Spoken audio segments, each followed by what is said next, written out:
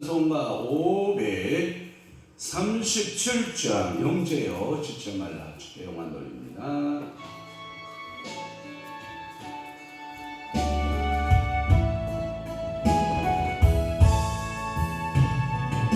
영재여 지체 말라 왜 거기서 항항하며 은혜를 입은 자 중에 주 너희를 도시려네. 오라 오라 지체 말고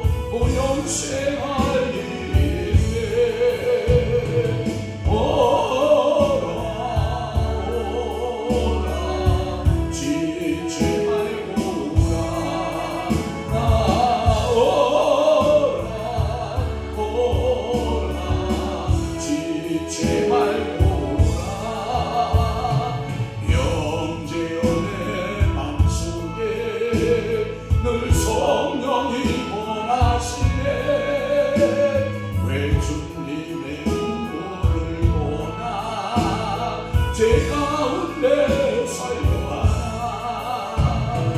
오라 오라 지지 말고 오라 오라 지지 말고 영재여 지지 말라. 이 길을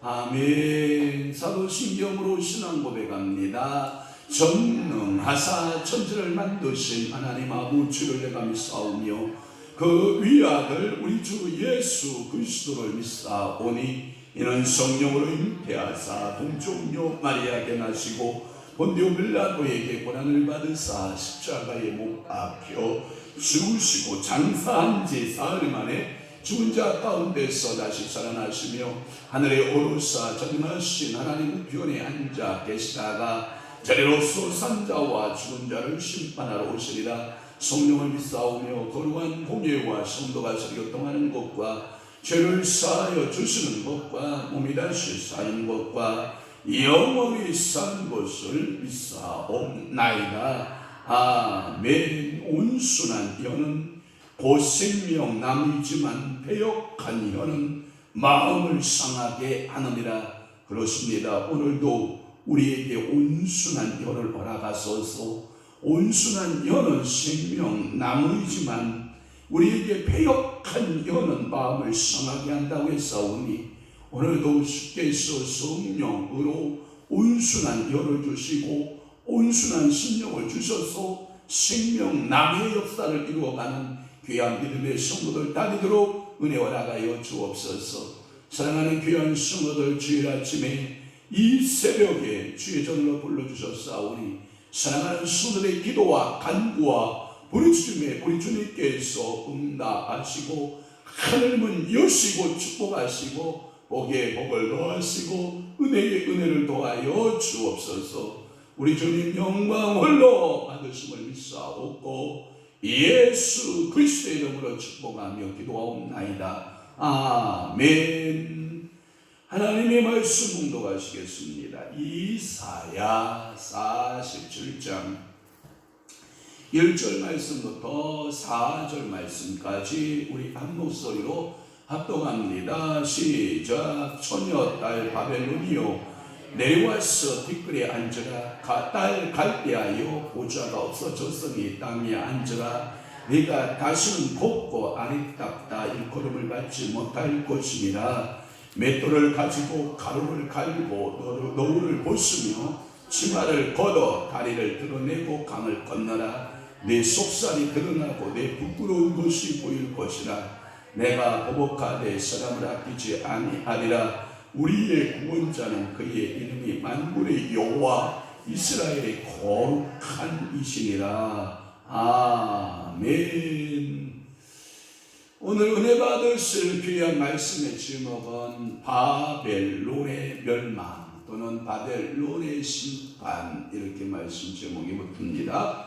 그 대신 뭐라고 되어 있냐면 처녀 딸 바벨론 이렇게 말씀하고 있기 때문에 바벨론의 멸망, 첫 번째 수치를 당한 딸의 표현으로 말씀하여, 그러니까 처녀에게 있어서 존귀함과 처녀에게 있어서 그 사랑함을 받는 것은 그 처녀가 정결할 때예요.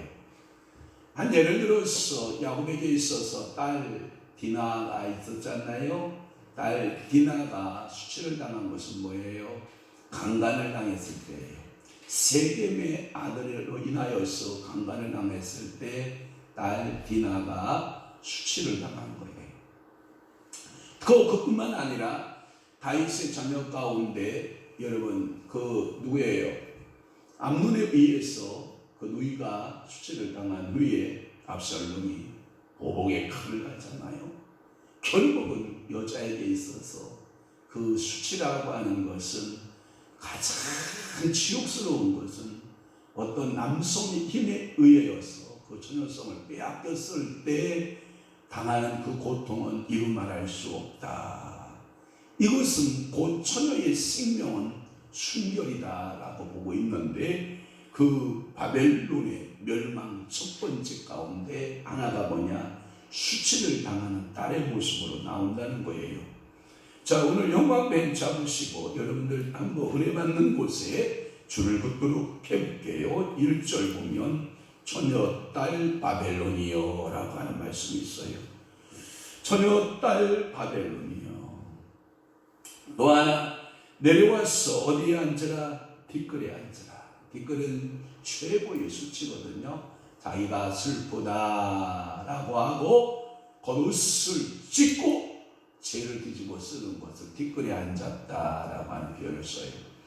특히 어디에서 그 표현이 잘 나타나 있냐면, 여러분 욥 알죠? 욥이 모든 것을 다 사단에게 빼앗겼을 때 욥이 취한 행동이 뭐냐? 자기 겉옷을 찢고 죄 가운데 앉아서 그는 하나님 앞에 슬픔의 노래를 부르게 됐다. 뒷뜰에 앉으라 라고 하는 말씀, 내려와서 뒷뜰에 앉아라 라고 하는 말씀을 풀고요. 또 하나는 2절에 보면 맷돌을 가지고 가루를 갈고 라고 하는 말씀이 있어요. 그래서 맷돌을 가지고 가루를 갈고, 또한 노울을 벗으며, 이 노울이라고 하는 의미를 좀 생각해 보고요. 또 하나 3절 말씀에 보면 내 속살이 드러나고, 여성은 여러분들이 그 속살을 가리는 것이 은혜인데 그 속살을 드러내는 것은 수치다. 그런데 요즘 시대는 좀 다르긴 합니다만은, 그래서 속살을 드러내고 라고 할 때 속살, 그 다음에 4절 말씀에 보면 우리의 구원자는 그의 이름이라고 하는 말씀이 있어요.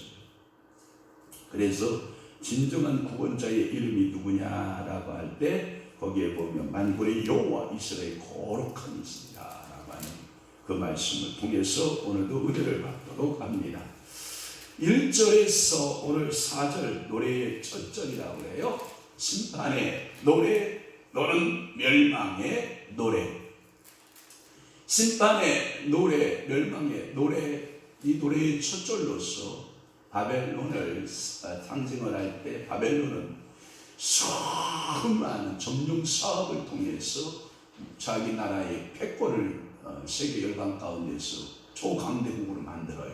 그러다 보니까 모든 주변 국가들의 귀중하다라고 하는 물품들, 금은, 그뿐만 아니라 보석들, 그 많은 수많은 전쟁의 포로들, 항상 그렇게 되어 있어요. 전쟁을 하게 되면 과거의 전쟁은 항상 전진물이 잡혀요. 싸우러 나갔다라고 하는 것은 그 좋은 것을 가지고 있는 모든 것을 싹 뺏어온다는 뜻을 가지고 있어요. 그래서 전쟁이 나면 피해자들이, 남성들은 다 죽음을 당해야 돼요. 그리고 여성들이 탈출을 당하고 거기에 있는 모든 좋은 것, 재산들은 다 탈취물로 빼앗기게 되는 것을 말하고 있어요.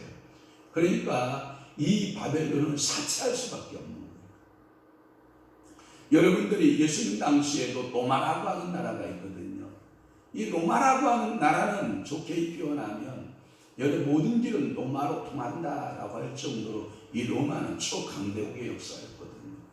그런데 거기에 하나님의 뜻은 뭐냐? 그 로마가 놓은 그 길을 통해서 하나님의 복음을 놓기를 원하셨던 거죠. 그래서 모든 로마의 시대 때에 예수님을 이 땅에 보내신 거죠. 그래서 로마의 길을 통하여 복음을 실으면 이 복음은 땅끝까지 증거될 수 있다라고 보았던 것이 하나님의 계략이죠. 그러니까 바벨론은 사치한 처녀에 비하고 있는 거예요. 화려한 거예요. 머리부터 발끝까지 그 세계 각국에서 얻어온 그 탈취물을 빼앗아다가 자기를 꾸민 거예요. 그런데 그들이 멸망할 때는 뭐냐? 낮아진다, 또는 수치를 당한다, 그런 거거든요. 그러니까 사람이라고 하는 것은 인생에 곡선이 있다고 그래요. 인생에 상승 곡선의 시기가 있는가 하면 하향 곡선의 시대가 있고 또 다시 오르는 곡선의 상승 시대가 있으면 내려. 그래서 인간은 누가 그러잖아요? 바다와 같다라는 표현을 써요. 바다의 특징은 여러분 바닷가에 보면 알잖아요. 파도는 뭐예요? 올랐다 내렸다 올라갔다 내려갔다. 우리 인생은 고해의 바다를 걷는다라는 말은 오를 때가 있고 내릴 때가 있다라고 하는 거예요. 아무리 초강대국 바벨론이라고 해서 그 영화가 영원하냐? 그렇지 않다. 하나님의 손에 의하여 쓰임받을 때에는 큰 영화로운 나라가 되지만 결국은 하나님의 손에서 버림받을 때에는 그 나라도 역사 속에서 사라지고 없는 나라가 될 것이다. 이것이 바벨론의 멸망, 바벨론의 수치, 심판, 이걸 말씀하고 있는 거예요. 그러면 1절을 풀어보도록 할게요. 처녀딸 바벨론이요 라고 하는 말씀이에요. 어떠한 성읍의 딸로 표현하는 것은 히브리 저자들의 관용법이에요. 그래서 이것은 뭐라고 그러냐면 요한 칼빈이나 여러분 와이브레이라고 하는 이 신학자는 뭐라고 그랬냐면 이렇게 말씀하고 있는 거예요. 이 와이브레이는 이렇게 설명을 하는 거예요. 하나님께서 어떠한 성을 하나님이 사랑을 하셔요. 그럴 때에는 하나님께서 그 성을 구원하고자 하는 노력을 갖고 계세요. 그러나 하나님의 계획에서 그 성이 죄악이 관영해버리잖아요. 그럼 하나님은 심판을 계획하셔요. 그 중에 대표적인 것이 뭐냐? 아브라함 시대 때 소돔과 고모라 성을 생각해 보세요. 소돔과 고모라 성을 생각할 때 여러분들 하나님의 계획은 뭐냐? 심판이에요. 심판. 하늘에서 뭐를 내려서? 불비를 내려서 그 소돔과 고모라 성을 심판하는 거예요. 또 하나 여러분들이 생각하기에 여리고성 여러분 생각해봐요. 여리고성 역시 하나님은 심판이에요. 또한 아이성 하나님의 심판이에요. 또 하나 여러분들이 요나라고 하는 선지자를 하나님이 택해서 요나야 너는 니느웨로 가라. 육지를 걸어서 아브라함이 왔던 그 길을 뒤집어서 그 니느웨로 가면 그게 우르근방의 니느웨 성, 그때 당시 수도이거든요. 이 아수르의 수도인 그 니느웨로 가서 너 복음을 전하라.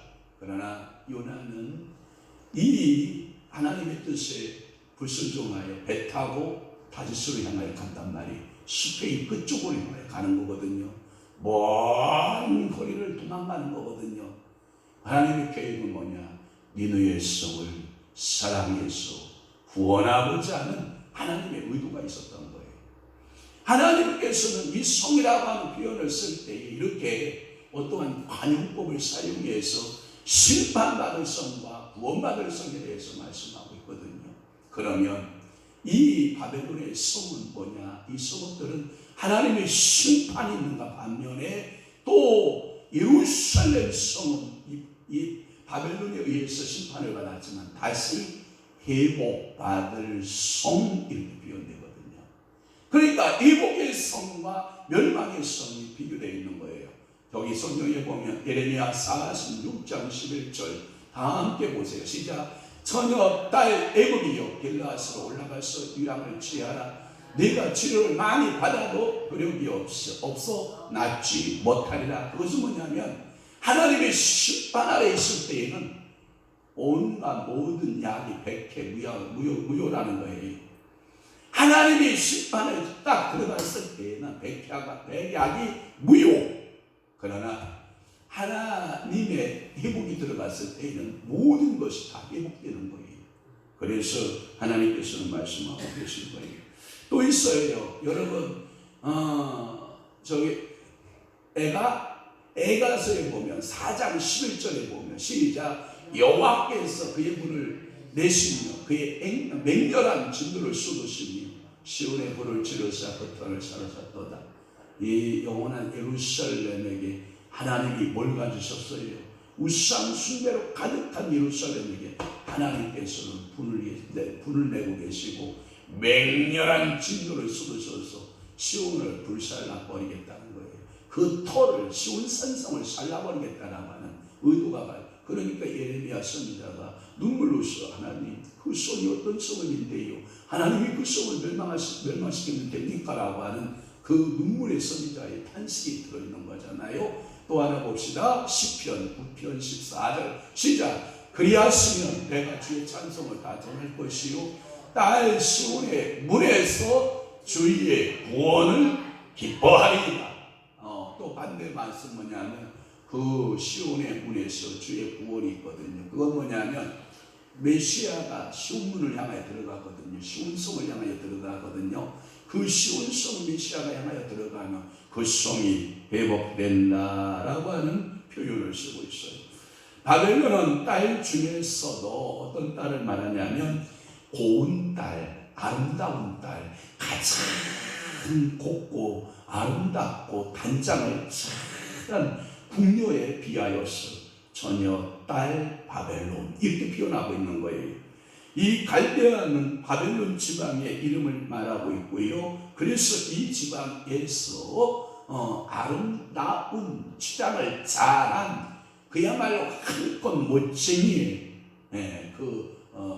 처녀의 모습을 우리는 보게 되는 거거든요. 우리가 가끔마다 지역색을 이렇게 볼 수 있어요.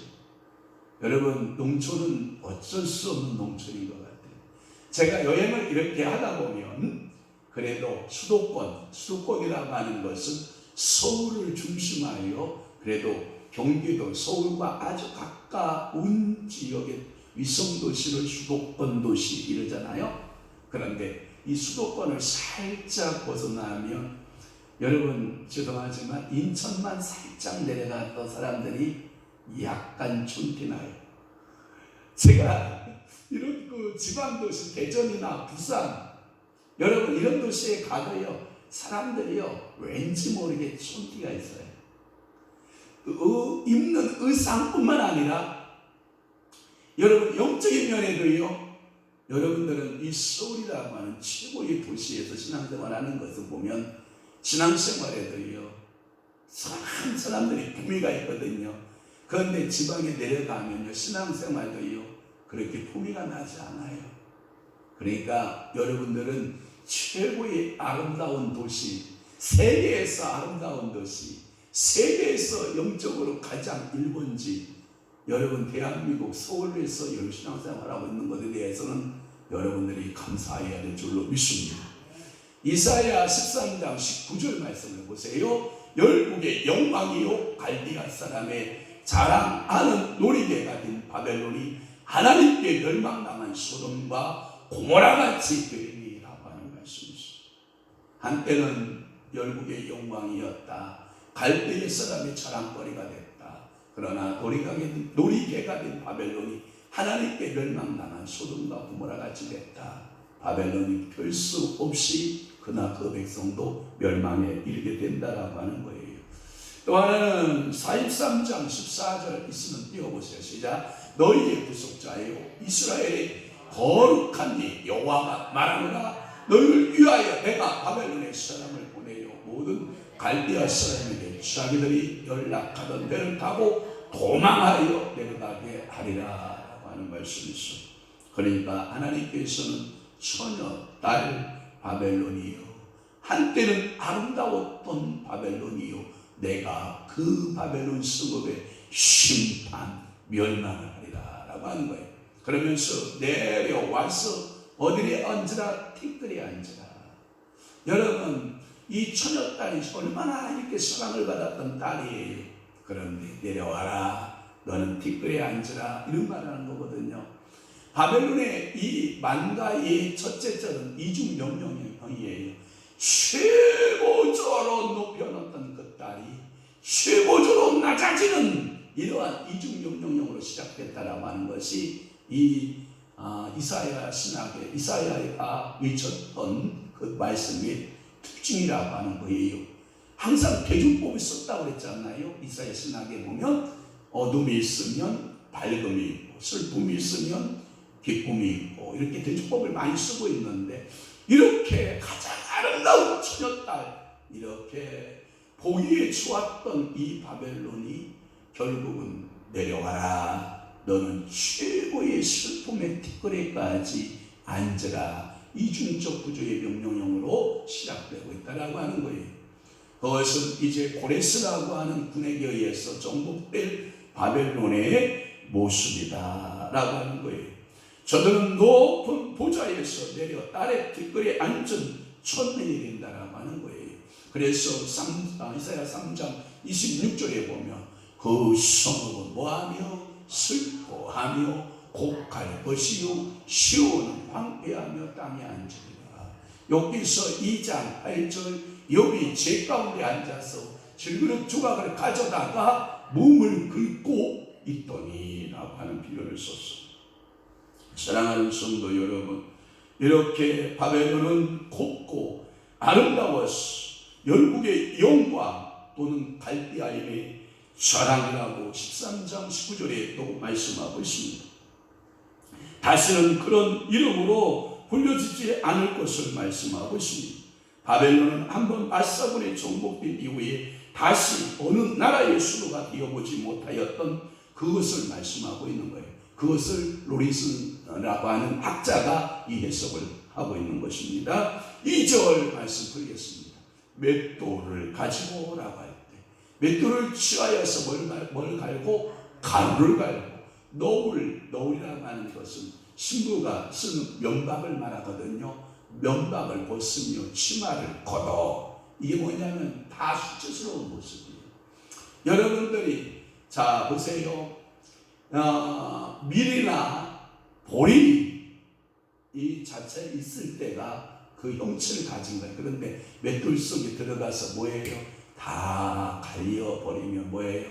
형체를 사라지는 거예요.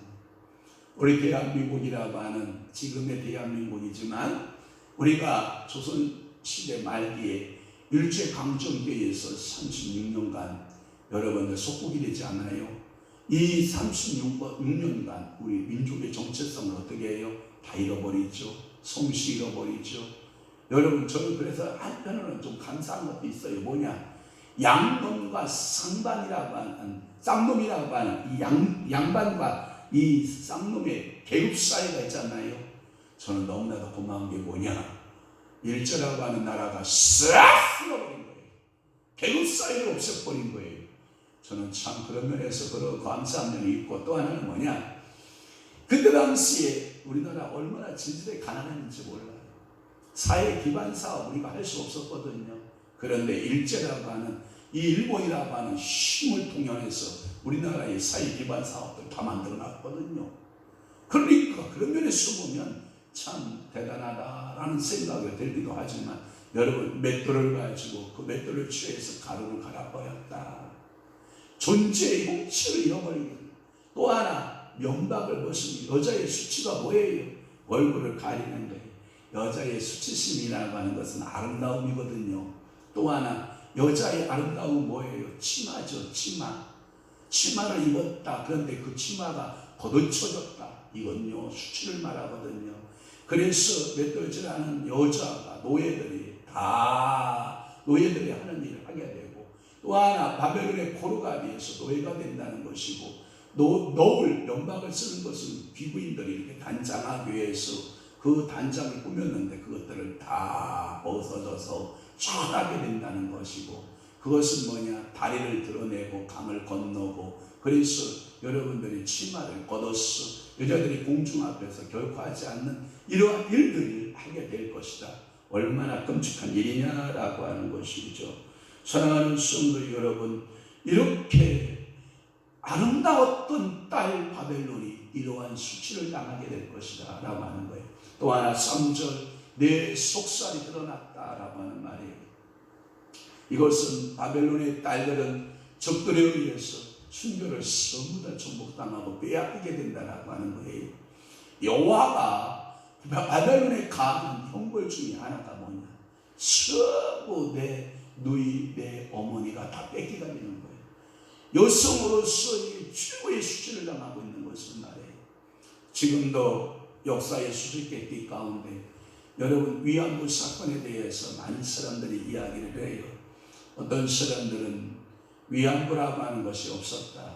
우리가 조선의 딸들이 자원하여 자기들이 군 간호사의 역할을 한 것이지 무슨 위안부가 있느냐 이렇게 말하는 사람도 있고 무슨 소리냐 엄연한 위안부는 있었다라고 하는 것이 역사적 해석이잖아요. 그러면 이 보상은 언제 다 끝났냐? 김종필 씨가 가서 다 위안부 문제를 다 하고 그 일부는 또 돈을 받았거든요. 그 돈을 갖다가 우리 근대화에 썼거든요. 또 하나 박근혜 대통령 시절에 다 그것을 다시 도장 또 한 번 찍었거든요. 그러면 위안부 문제는 끝냈다라고 하는 것이 일본의 이게 마음의 자세거든요. 그러나 한국의 위안부들은 뭐예요? 그것이 실질적으로 자기들에게 도움이 온 것이 없거든요. 그러면 대한민국 정부가 위안부들에 대한 위로가 필요한데 그것을 전혀 하지 못하고 있는 거죠. 그렇기 때문에 위안부에 피해 입었던 그 할머니들이 이제 얼마 남지 않았지만 다 돌아가시고 나면 그 후손들이 그 위안부 문제에 대해서 계속해서 말을 하겠지만 결국은 이미 보상은 싹 끝난 문제, 과거의 문제로 보는 것이 좋지요. 그래야 나라가 발전하고 나라가 그 역사를 잊지 아니하고 기억하면서 이 나라를 굳건하게 세워가는 것이 숙제지. 계속해서 일본한테 보상하라. 저는 이런 견해를 갖고 있는 목사는 아니에요. 그래서 내가 보복하되 사람을 아끼지 아니하리라 라는 말은 사람을 만나지 아니하리라 라고 하는 말과 같다는 거예요. 그 말의 의미는 이 땅에 수치를 당하고 모욕을 당하고 전부 다 고통을 당하면 사람은 어떻게 되냐면 폐쇄적인 인생이 되고 말한 거예요. 그러니까 자기를 자꾸 사람을 안 만나. 여러분 이게 뭐냐면 개인 공포증 같은 거 여러분 아세요? 상처가 큰 사람들은요 사람을 안 만나요. 우리 한 사람도 저한테 가끔마다 자기 상처의 이야기를 하더라고요. 쏟아놓더라고요. 자기 친구들이 그래도 서울대 이렇게 번쩍번쩍한 데 또 나와서 나름대로는 이게 인생의 최고를 걷는 그러한 그 자리에서 굉장한 그 수준급 있는 인생들을 살아가는 친구들이 있는가 하면 서울대를 나왔지만 자기감 때문에 아무것도 할 수 없다라고 하는 이 자기감 때문에 그러니까 어두운 면과 밝은 면이 있는 거죠. 최고라고 하는 학교의 밝은 면은 뭐냐? 사회의 리더가 되는 거죠. 어두운 면은 뭐예요? 자기감을 갖는 거죠. 언제 우리가 김포에 갔었던 그 친구들 말하는 거죠. 그런 김포에 갔었을 때 그 친구는 자기감이 내가 좋은 대학은 나왔지만 아무것도 할 수 없는 그것 때문에 결국은 자학을 하다가 결국은 자기를 비관하고 자아를 모두 다 그냥 내던진 채 그러고 있다가 자살하고 인생을 끝냈다라고 하는 것을 들을 때 제 마음이 얼마나 마음이 아픈지 몰라요. 사랑하는 성도 여러분, 오늘 내가 보고가 내 사람을 아끼지 아니하리라. 하나님은 그 사람을 존귀하게 여기시는 하나님의 은혜의 은총이 있어야 되는데 하나님께서 바벨론의 그 아름다운 처녀딸을 볼 때 절대로 사랑하거나 아끼지 않겠다. 하나님의 굳은 결심이 돼요. 아니 그 말은 뭐냐면 하나님은 그를 사랑으로 만나주지 않겠다. 만날 때 뭐한다? 칼로 만난다. 만날 때 뭐한다? 심판으로 만난다. 멸망으로 만나게 할 것이다. 이 하나님의 결심이 들어있는 것이다. 사랑하는 성도 여러분, 오늘도 주께서 여러분들을 만날 때 이 걸어간 주일 이 새벽부터 이 낮 예배에 여러분들 주님 앞에 예배할 때 우리 주께서 여러분들을 사랑으로 만나시고 아멘, 회복으로 만나시고 아멘, 능력으로 만나시고 아멘. 제가 금요일날 예배 기도회 때 주여 주여 오래오래 소리치고 기도했더니 좀 목이 가서 좀 여러분 듣기 좀 불편할 텐데 기도하니까 하나님께서 또 여러분 회복시켜줄 줄로 분명히 믿습니다. 그렇습니다. 하나님은 가차없이 또 방해를 받지 않고 복수하시는 하나님에 대하여 말씀하고 있는 것입니다. 4절 볼게요. 4절. 자, 우리의 구원자는 그의 이름이라고 하는 말씀이 있어요. 만군의 여호와 이스라엘의 거룩한 이시니라. 아멘. 사랑하는 성도 여러분, 세상을 심판할 하나님의 멸망받을 세상이 있는가 하면 그러나 우리에게는 누가 있다? 구원자가 있다. 그의 이름이 누구다? 만군의 여호와. 제가 항상 이사야 신학의 특징을 뭐라고 그랬다고요? 만군의 여호와. 또 하나 이사야 신학의 그 하나님의 이름을 부를 때 뭐라고 부르냐 하면 이스라엘의 거룩한 이, 거룩한 자, 거룩한 자. 저희 교회가 이름을 뭘로 바꿨어요? 거룩한 교회. 그러니까 하나님께서 여러분들에게 심판을 대할까요? 하나님의 은혜로 대할까요? 하나님의 은혜로 대함을 믿습니다. 여기서 예언자는 하나님이 바벨론을 벌하시는 목적을 보이고 그것은 그가 먼저 선언하신 바처럼 그의 백성의 구원을 약속하고 있어요. 그래서 45장에 보면 계속해서 하나님께서 뭐 하시고 구원하시고, 그래서 구원은 오직 누구에게만 있다? 주에게만 있다. 그러나 하나님은 벨과 느보는 엎드러진다. 벨신을 섬기고 느보신을 섬기는 바벨론은 무너질 것이다. 그리고 여호와를 경외하는 자들은 굳게 설 것이다 라는 것이 이 이사야가 외쳤던 메시지 아닙니까? 그가 벌써 선언하신 것처럼 내가 나의 종 야곱, 내가 택한 자 이스라엘 너를 위하여 이 이름을 불러 너는 나를 알지 못하였을지라도 내게 칭호를 지었노라. 그의 백성은 구원이라고 하는 것을 말씀하고 있는 줄로 믿습니다. 오늘도 하나님은 우리를 구하시고 구원해 내시고 이 세상은 뭐가 같고 바벨론과 같고 하나님의 불비로 인하여서 마지막 때에 유황불로 인하여 이 세상이 다 변할 때 여러분들은 주님 앞에 부활체가 되고 변화체가 돼서 주님 앞에 올라가는 놀라운 축복이 있을 거예요. 여기서 말씀하시는 주체가 여호와, 다시 말해서 주어가 여호와로부터 이스라엘로 옮겨졌으므로 이를 그 체인이라고 하는 신학자가 매우 이게 사파라의 사파 뚜렷한 어떤 그림을 여러분들이 책을 보다 보면 이 사파가 들어가서 종이 두꺼운 종이로 딱 넣고 여러분들이 그 비칼라 성경에 보면 사파를 이렇게 하나씩 넣어주는 경우가 있잖아요. 그래서 이러한 사파종이란 이런 지적을 하고 있는 것은 뭐냐? 하나님이 바벨론을 수치를 당한 처녀처럼 낮추신 것은 이스라엘을 부수하셔서 뭐하기 위해서 올리시기 위함이었다라고 하는 거예요. 이것은 만군의 여호와 이스라엘의 거룩하신 자에 의해서 이루어진다. 1장 9절 보면 만군의 여호와께서 우리를 위하여 생존자를 조금 남겨두지 아니하셨다면 우리가 소돔과 고모라 같았으리로다. 그러니까 하나님께서는 심판 중에라도 뭐 한다고요? 은혜를 베푸시는 하나님. 아멘. 피투성이라도 너는 어떻게 하고만 있어라? 살아만 있어라. 그러면 하나님께서는 다시 그를 일으켜 세웁니다. 또 하나 이스라엘 거룩하신 자에 대한 이 신학 이사야 신학의 특징은 뭐냐? 1장 4절에 슬프다 범죄한 나라요 허물진 백성이요 행악의 종자요 행위가 부패한 자식이로다. 그들이 여호와를 버리며 이스라엘 거룩하신 이를 만홀히 여겨 멀리하고 물러갔도다. 그러니까 오늘도 여러분 만군의 여호와 의지하시고 거룩하신 자 만군의 하나님 여러분들 의지하시고 주님 앞에 나와 두 손 들고 회복시켜 주옵소서. 하나님 사랑하여 주옵소서. 우리를 구원하여 주옵소서. 그래서 4절에 보면 우리의 구원자는 그러잖아요. 우리의 구원자는 그의 이름이 만군의 여호와 이스라엘이 거룩한 이십니다. 할렐루야. 그러니까 이 개축법을 여러분들이 잘 오늘 새겨보셔야 돼요.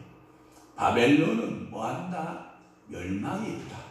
그러나 이스라엘은 뭐가 있다? 구원이 있다. 멸망하는 자가 누구다? 만군의 여호와다. 멸망시킬 자가 누구냐? 거룩한 자다. 그러나 구원하는 자가 누구냐? 만군의 여호와다. 그리고 그분도 거룩하신 하나님이시다.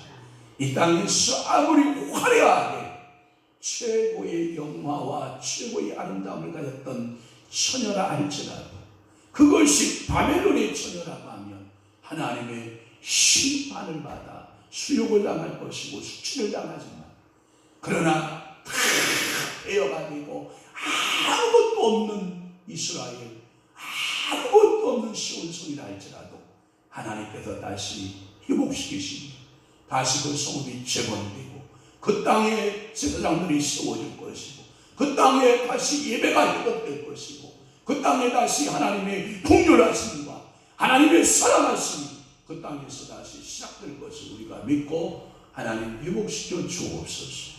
우리나라를 회복시켜 주옵소서. 우리 교회를 회복시켜 주옵소서. 우리 가정을 회복시키시고 우리들을 육체의 모든 연약함을 회복시키시고 하나님께서 일하시고자 하는 거룩한 일들이 나타나기를 원합니다. 여러분 기도하는 믿음의 성도들 다 되시기를 주님으로 축원합니다. 축복합니다. 기도하겠습니다. 좋으신 아버지 하나님, 오늘도 바벨론의 멸망 가운데 수치를 당한 딸 하나님이여, 그 바벨론의 아름다운 딸의 모습이 곱고 아름답던 그 바벨론이 이제 멸망을 받아 수치에 당하는 모습을 봅니다. 그러나 만군의 여호와 하나님, 이스라엘의 거룩한 자는 이스라엘을 회복시키러 그 무너진 시온성을 재건하고 하나님 잃어버렸던 예배법을 다시 복받고 하나님을 경외하며 하나님을 예배하는 법을 깨우쳐 주신 하나님 아버지 감사하나이다. 오늘도 이 새벽에 주님 앞에 무릎을 열하여 기도하는 사랑하는 성도의 기도에 주님께서 응답하여 주옵소서. 오늘도 치유하여 주옵소서. 세임을 주옵소서.